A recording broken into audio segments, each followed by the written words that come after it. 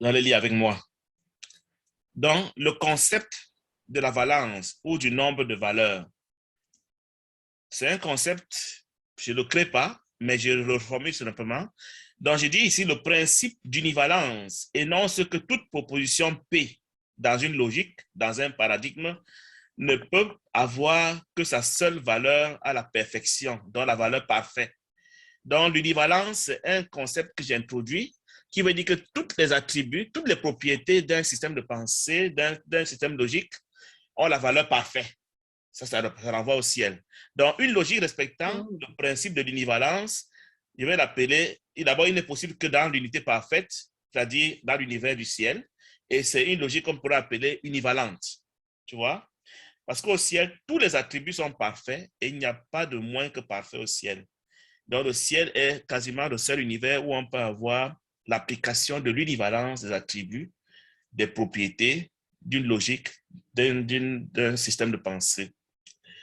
En revanche, le principe de la bivalence, comme j'ai écrit là, comme vous pouvez lire au deuxième paragraphe, il énonce que toute proposition P d'une logique ou d'un système de pensée ne peut avoir qu'une seule et une seule de deux valeurs suivantes, vrai ou faux.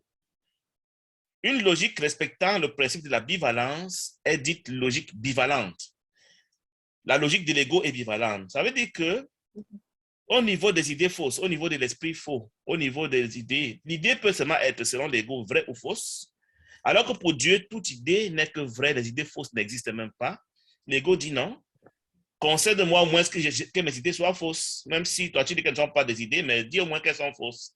Donc pour l'ego, pour celui qui pense comme l'ego, il y a le vrai et le faux et c'est tout. Il n'y a rien d'autre. Et c'est ce que nous sommes obligés de faire quand nous sommes encore dans un corps, penser en termes de vrai ou faux. Au ciel, il n'y a pas de faux, il n'y a que le vrai qui est la perfection, qui est le parfait. Mais dans le rêve, nous avons le vrai et le faux au niveau des idées. Maintenant, dans le monde de la matière, j'ai introduit un autre concept qui est le principe de la multivalence. Celui-ci énonce que toute proposition P d'un système de valeurs, d'une logique, peut avoir plusieurs valeurs qui peuvent constituer des niveaux classés, dont des valeurs allant de 1% à, ma foi, 99%. Parce que le 100%, c'est la perfection. Il est impossible quand on peut diviser. Donc, les valeurs iront de 1% à 100 à 99%. Là, ça devient la multivalence. La multivalence permet de la fragmentation de l'univers considéré. Du coup, je peux avoir 100 personnes qui ne sont pas les mêmes, parce qu'elles ont chacune sa valeur entre 1 et 99%. Encore que je peux décider qu'il y aura des valeurs rationnelles du genre 0,0001. Et du coup, le nombre de fractions devient quasiment illimité. C'est ainsi que donc, nous avons fait ce monde de la séparation, de la fragmentation qui fait que chacun de nous a sa propre manière de voir les choses. Chacun de nous a son système de pensée. C'est ça qui donne la multivalence.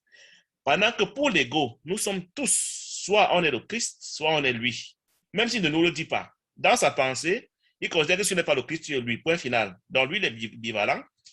Et le Christ, Dieu, lui, considère qu'il n'y a que Dieu et il n'y a rien d'autre. Donc, quand nous faisons des enseignements sur un cours à miracle, quand nous pensons des trois univers, nous devons toujours penser qu'il y a l'univers de l'univalence, qui est le ciel, où il y a une seule valeur, c'est la perfection, le maximum. Il y a la bivalence, qui parle du vrai et du faux, qui parle des opposés, de la dualité, le positif et le négatif, le grand et le petit, ainsi de suite. Ça, c'est la pensée de l'ego, qui veut se concéder une place.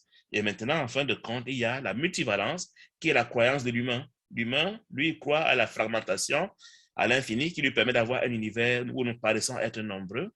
Alors que ce nombre-là, au sens de l'ego, c'est un seul.